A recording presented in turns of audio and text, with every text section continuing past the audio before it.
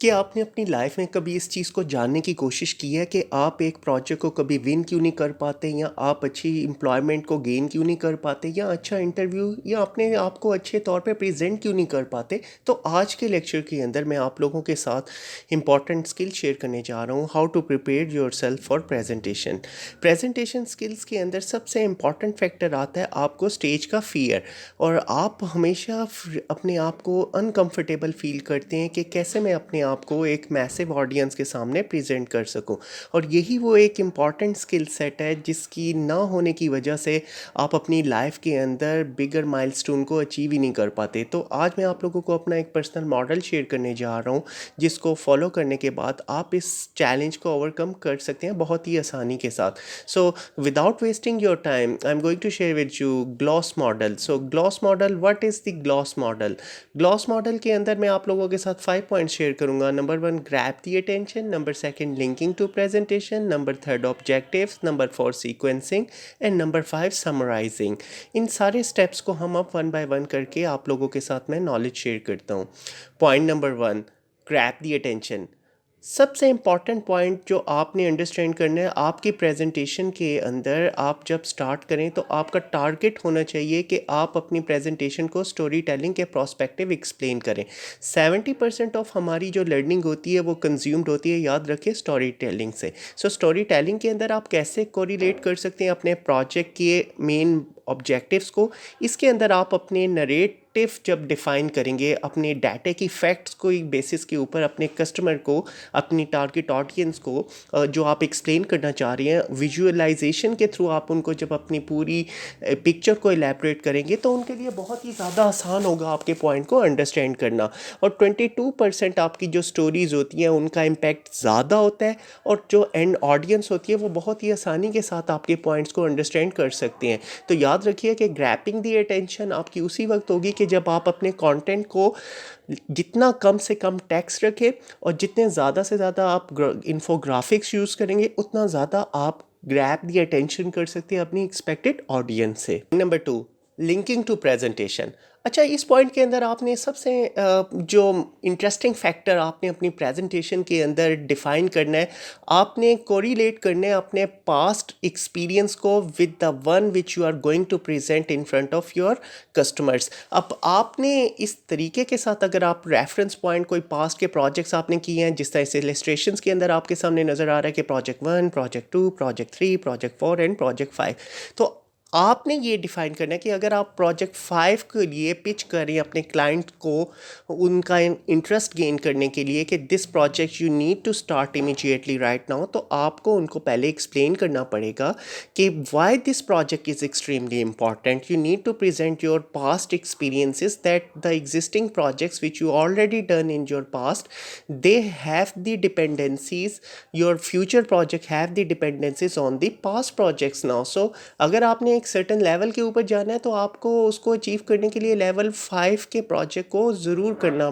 पड़ेगा, अदरवाइज़ आप उस चीज़ को अचीव ही नहीं कर पाते। तो जब आप इस तरह इंटरलिंक करेंगे अपने पास्ट प्रोजेक्ट्स के एक्सपीरियंस को with the one which you are trying to initiate right now, तो आपकी जो ऑडियंस होगी वो लाजमी उनके माइंड के अंदर क्लिक करेगा कि ये हमने प्रोजेक्ट लाजमी हमें इनिशिएट करना चाहिए। अदरवाइज़ अगर आप इररेलेवेंट कंटेंट को शेयर करेंगे, इररेलेवेंट एग्जांपल्स को अपनी प्रेजेंटेशन के अंदर इंक्लूड करेंगे, तो याद रखिए वो आपके लिए बहुत ही नुकसानदेह हो सकती है, and that will not create a major impact in your presentation. Objective defines. अच्छा, यहाँ पे आपने बहुत ही स्मार्टली, इफ़ेक्टिवली, एफिशिएंटली अपनी प्रेजेंटेशन के ऑब्जेक्टिव डिफाइंस करने हैं।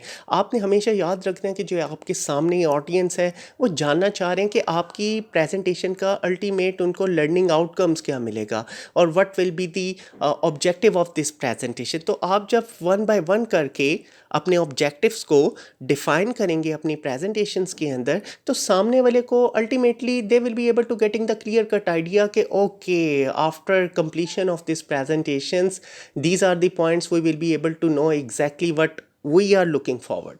So I hope कि आप इस पॉइंट को अपने माइंड के अंदर ज़रूर सामने रख के अपनी प्रेजेंटेशन को अपडेट करें। Number 4, sequencing. सीक्वेंसिंग के अंदर आप अपनी सारी इलेबरेट जो अपने पॉइंट्स करना चाह रहे हैं आपने उनको स्टेप बाय स्टेप करके डिफाइन करना है और उनको आपस में, जिस तरह पहले भी मैंने आपको बताया कि इंटर कोरिलेट करना है। और आपकी प्रेजेंटेशन के अंदर जितना आप एक प्रोसेस को इलेबरेट करेंगे सीक्वेंस के साथ, आप उसको अप्रोच को टास्क सीक्वेंसिंग कर सकते हैं, जिस तरह इस पिक्चर के अंदर प्रेजेंट हो रहा है कि first will be this task, then you need to navigate the second task, the third task and the fourth task। अब इस तरीके से प्रेजेंट करने का आपको क्या फ़ायदा होगा कि आपके एंड कस्टमर को पता लगेगा which one is the extremely important, और वो उस पॉइंट को कंप्लीट किए बगैर नेक्स्ट माइलस्टोन के ऊपर कभी भी नहीं जा सकते। तो आपने इसी अप्रोच को सामने रख के अपने टास्क की सीक्वेंसिंग अपनी प्रेजेंटेशन में बतानी है, उनकी प्रोसेसेस को इलेबरेट करने हैं। That will be creating a very good impression in front of your target audience when you are delivering the presentation in the decision in front of the decision maker peoples now। Point number 5, summarizing। अच्छा, जो आपने सारे gloss model में step by step करके one by one जो explain एक एक point को किया था, अब यहाँ पे आपने उन सारे पॉइंट्स को समराइज करना है। यानी you need to elaborate again the grabbing the attentions with the story telling best practices as we already discuss, then you need to elaborate them how to link to the presentations, connecting the points where you are in your past, where you are currently right now, and what exactly the points, your goal, your objectives you need to go for your future milestones। And after the defining the objectives, then you need to elaborate them again, the sequencing, the tasks which have the dependencies with each other, you need to elaborate with them with the infographics। and at the last, ये सारी चीज़ों को जब आप एक conclusion mode के अंदर करेंगे तो that will be creating a very good impression in front of customer।